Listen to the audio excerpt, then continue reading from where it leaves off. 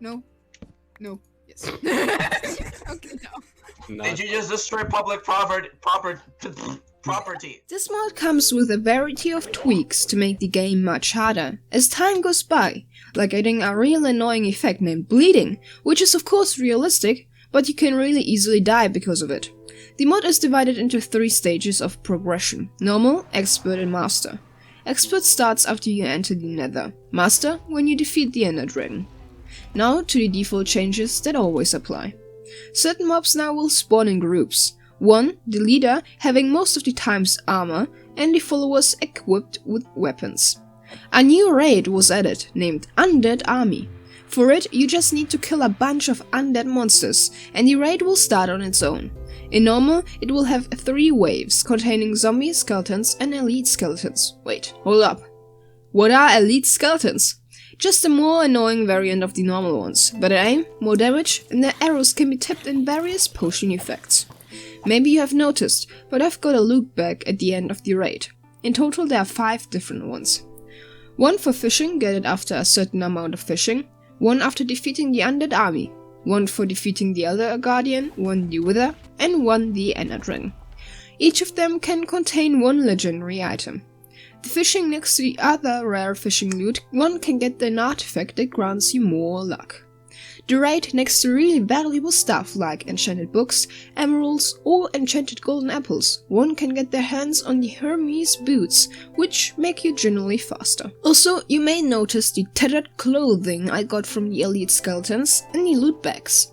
It can be used to craft the undead battle standard, which will, when placed, start a new raid. Guardian gives you normal monument loot, but sometimes an enchanted trident.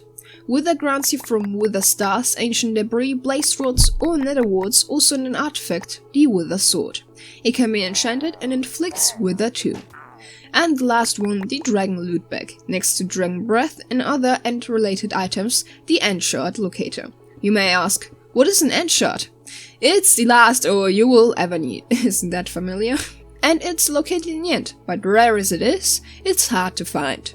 So just grab your locator and it will be a piece of cake. But that's not the only way to get your armor and the toolset. This mod even adds some new structures to the end, the flying end ship surrounded by phantoms and endermite. Of course, in this one isn't an elytra. The flying phantom structure resembles a giant phantom, awaiting for a brave adventurer to conquer all of the guarding phantoms, and a new mob, the End Keeper. A stronger variant of a phantom, as they can even inflict levitation and many different end islands. Every one is a different design with different challenges. In total I found 3. The tower with the shulker boxes, the normal end island, and the crystal filled with endermite. Those shards you need to combine with an iron ingot, and then you can upgrade your netherite armor. Each tool has its own ability. Pick, shovel, axe, hoe will give you haste when you break blocks. Sneaking while attacking with the sword will inflict levitation. Now to the last default change, bleeding. If you happen to get punched or shot by an arrow, you will be inflicted with bleeding. It acts as wither, spreading particles around you to show that you are bleeding.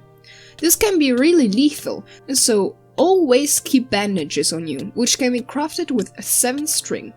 Just right click and you will get regen for a few seconds. So finally, now to the changes within the game itself. Please bear in mind, all of these tweaks come with the regional difficulty of Minecraft. What does that mean? That the longer you play, it's more likely that the changes will apply. It's more likely when you're playing already for 300 days than if you would just play for 60 days and you're already in the nether. Okay, that was a little bit. That's the regional difficulty. After you create your world, you will be in normal mode. During this mode, zombies and skeletons can spawn in groups. That means one is the leader and other followers. Creepers can be charged or have negative effects. Fall damage cause nausea and slowness. Evokers will always drop totems of undying. Get pricked by a cactus, bitten by a zombo, spiders or animals like wolves, or get hit by an arrow and you will bleed. After every 30 items fished, you will receive a fisher's loot bag. Drowning will cause nausea and weakness. After going through a nether portal, the expert mode will be activated, as you can see with a chat message. Now enemies will have 20% more health and damage, which will even double at night. But you will get double loot and more experience with a 25% chance. Illusionaires and giants can spawn naturally at night. And a new aggressive mob will join you during the day, the Pillager Wolf. These can spawn with a pillager in groups, the same as for piglins. Normal spiders can poison players. Wither skeletons always spawn with wither swords. Elite skeletons can spawn. Drowned tridents can summon lightning.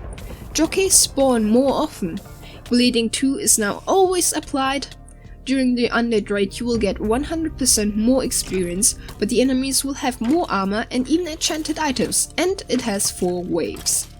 And you will be granted with a loot bag after only 20 fished items. Master starts after you defeated the Ender Dragon, increasing the XP from any source to 50%, and in total 75% to get double loot.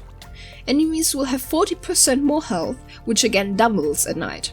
Undead army has 5 waves, will have 4 times more armor and enchanted items, but you will be granted with 2 loot bags instead of 1.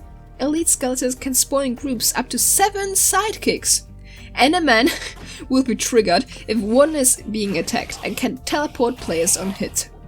This is just madness. Throughout the end, infested endstone will generate, which will spawn an endermite. And shulker boxes will inflict blindness.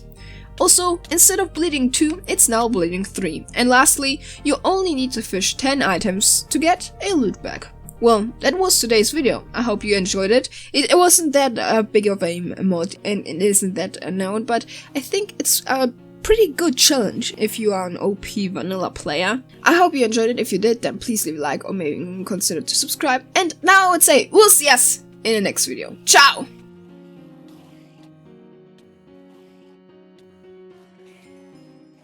Throughout the end, infested endstone will generate, which will spawn endermate